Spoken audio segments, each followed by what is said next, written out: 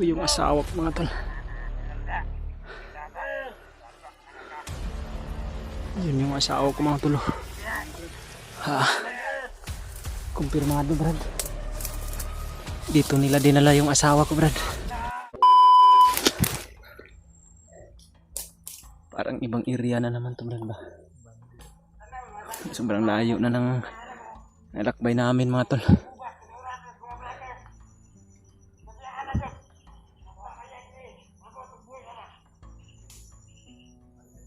Doon sila sa unahan mga tol. Hindi lang kami dumikit masyado ni Brad dahil parang liwalas na yung gubat dito, hindi na masyado masukal.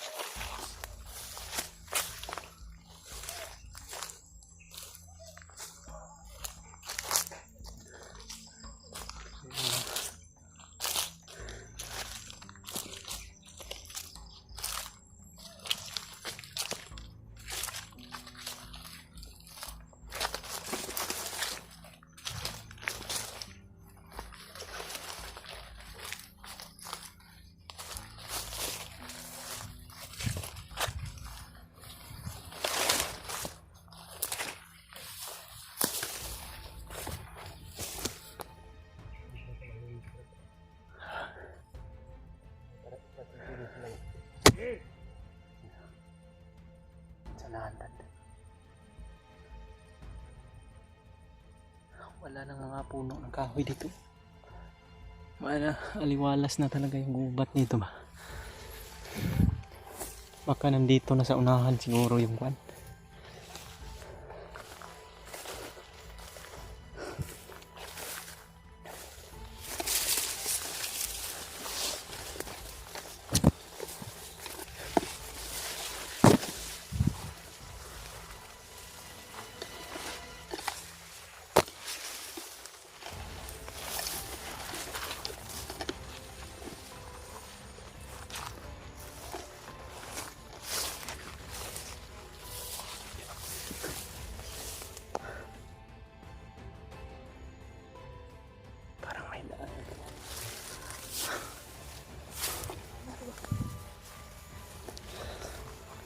Ito siguro yung daanan nila. May mga apak ng kalabaw.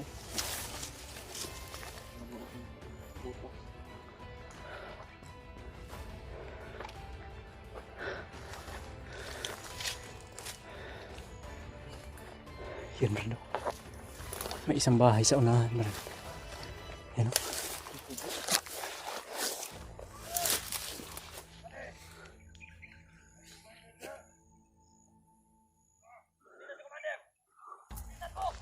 Nandun na si Commander. Baka yan na yung bahay ni Chukoy na sinasabi nila. Lapitan natin konti lang.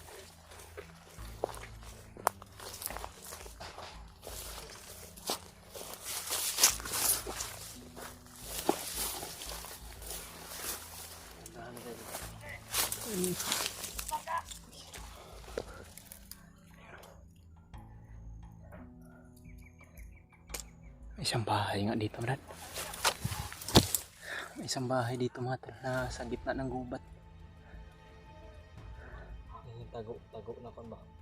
Dinadalhan nila ng mga biyag siguro. Ayun lang namin to na-discovery mga tol. Mayroon palang isang bahay dito sa gitna ng gubat na pinupuntahan nila. Ang pangalan na bahay ni Commander Chukoy. Chukoy no? Chukoyno daw yung may-ari ng bahay dito. Iwan namin si ano yan. Baka nakakilala sila yung makasama namin mga tol. Sabi po sa kanila. Dahil kilala po sila na kalaban na Chukoy no yung pangalan. bago lang kami nakarating Ibrahim dito mga tol at naninibago po kami sa area dahil sa Kakaiba na naman itong larawan dito. sobrang hirap ng daan mga tol. Tapos pagdating namin dito mayroon palang bahay dito.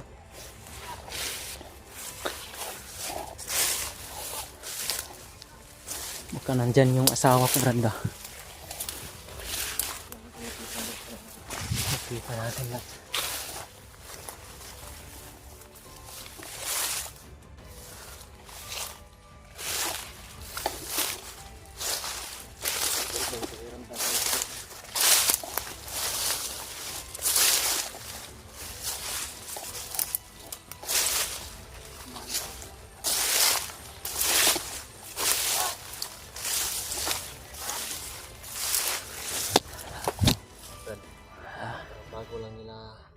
Bago lang nila to kinano.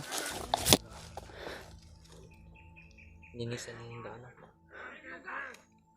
Marami sila mga tol.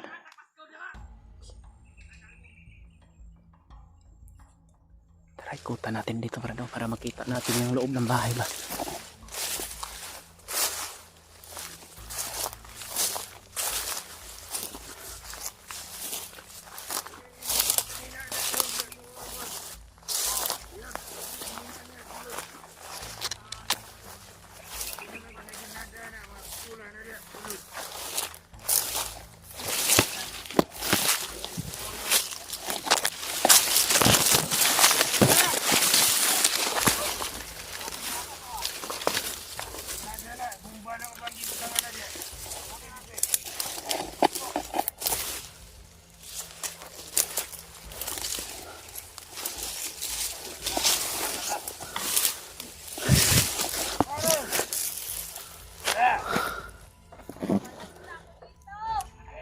Dito yung asawa ko mga tol.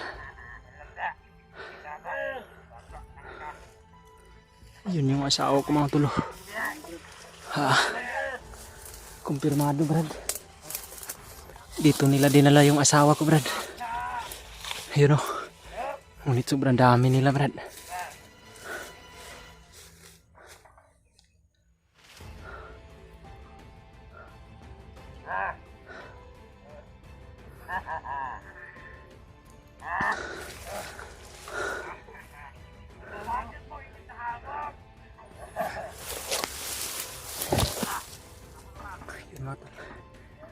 Kumpirmado mga tol, dito yung asawa ko. At dito pala nila dinala sa bahay ng gitna ng gubat mga tol. Kailangan na pagplanuhan natin ito Brad. Hanap tayo ng signal Brad. Kontakin natin si Kwan, si Kuya Bads at si Brad Julius at yung kasama natin.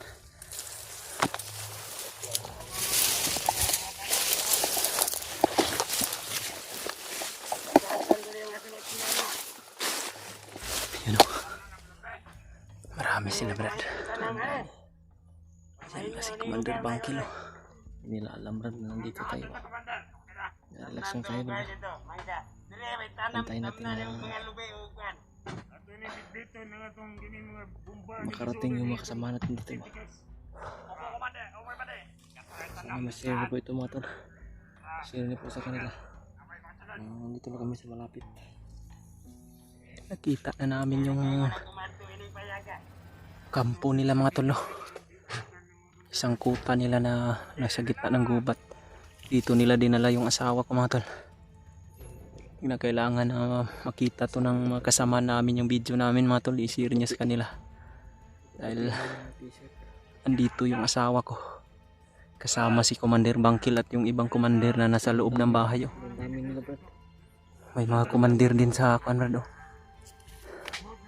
May ibang commander din sa loob ng bahay. Hindi lang masyado makita sa camera natin dahil mas nasa malayo po kami banda mga tol. Hindi po kami masyadong lumapit.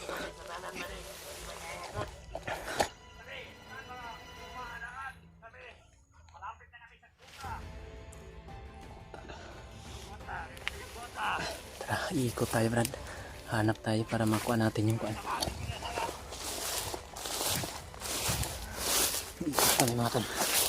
Para makita namin yung masurdi namin yung kapaligiran nila dito. Kung kakayanin ba namin ito ni Brad o kailanganin ba namin ng mga tulong ng kasama namin.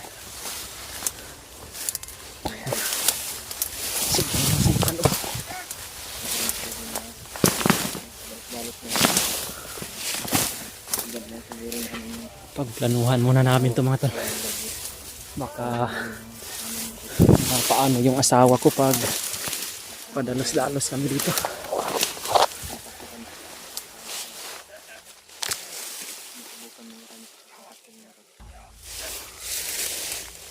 Grabe itong dami pa ba? Madamo. Madamo masyado yung area nila dito ba? Ha?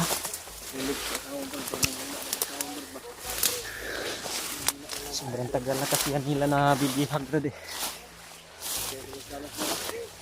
Na kailangan namin mga tol na pagplanuhin namin ito.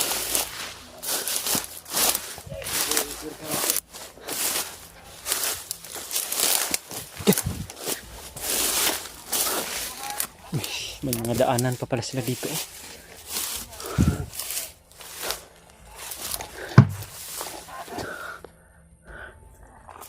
Wala doon mga tol. Ikutan namin itong area nila mga tol. Para pagplanuhan namin to ng husto kung paano namin sila Brad.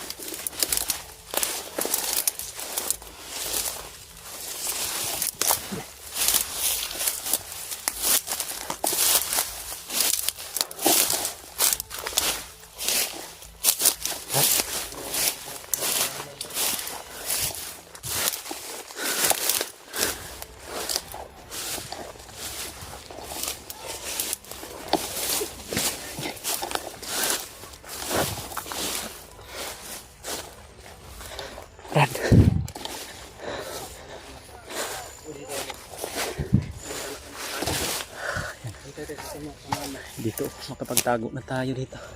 Dito banda. Yan yung bahay mga tol. Nandyan sa loob ng bahay yung asawa ko. At sobrang dami ng kalaban dyan sa loob. Medyo malaki din kasi yung bahay na yan mga tol. Hanap tayo ng signal Brad. Kontakin natin yung mga kasama natin. Lalo na si Kuya Bads mga tol. Dapat may makontak kami. Makontak na may kumontak sa amin na kasama. Para mapagsabihan namin. Nandito na kami. Malapit talaga sa nalalagyan ng asawa ni Brad. Nanghihina na yung asawa ko mga tol. Busis ng asawa Brad. Parang lumiliit na yung busis niya. Sa sobrang pagod na siguro dahil sobrang layo tong Nakabantay mo to. location mga tol na pinagpalipatan nila sa asawa ko. Kaya pala hindi nahihirapan ako sa paghanap doon sa area nung nakaraan mga tol. Dahil wala na pala doon. At dito na nila pala dinala. Ang bilis lang nangyayari mo to. Kung nga nahirapan din ako sa naghanap. Sila Brad Bads at sila Brad. Hindi ko alam. Umabot kami ni Brad sa mga puno ng mangga. Wala na pala sila doon. kailangan pa rin namin na dumaan doon. Curious talaga kung saan sila dumaan. So ngayon, Hanap muna kami ng tsimpo mga tol. ito na yung pagkakataon, pero At hindi kami pwede na kukontakin kumilos. namin yung mga kasama namin mga tol. Dahil alam ko po Brad na hindi na sila siguro lalayo dito dahil mayroong bahay eh. Baka dyan na sila mamamalagi ba hanggang sa makarating yung mga pinahantay nila o inaantay nila ng mga commander. Mayroon kasing isang commander dyan sa loob ng bahay mga tol, maliban kay Commander Bangkil. Para magpahinga bro. Hindi namin nakita kung sino, ngunit narinig namin mismo sa mga usapan ng mga tauhan nila mga tol. Hindi namin alam kung si Commander Bagnot ba yan, Butakal o si yung ibang bang commander. Ang magandang gawin namin ngayon ni Brad, mga tol. Dito lang tayo magtago. Tago muna kami dito, hanap kami ng tsimpo at kukontakin namin yung mga kasama namin mga tol. At kung hindi man namin makontak mga tol, sana ay isidot talaga itong video para makita nila. Kasunod Malaman sila. nila na kailangan namin silang makausap. Baka nakapunta sila dito ba? Sila yung tumawag sa amin, sila yung kontak sa amin. Dahil bago tong area na to mga tol eh. Hindi masyadong Tuktok tayo bro. Nasa tuktok tayo. hindi tayo Kita pwedeng yung paligid. lumapit masyado dyan mga tol dahil makita nyo kasi yung paligid ng bahay wala masyadong mapagtaguan, kaya dito lang kami medyo sa malayo at hanap kami ng signal mga tol, makontak namin yung mga kasamahan namin o magsisend kami ng location. Tara, hanap tayo ng signal Brad.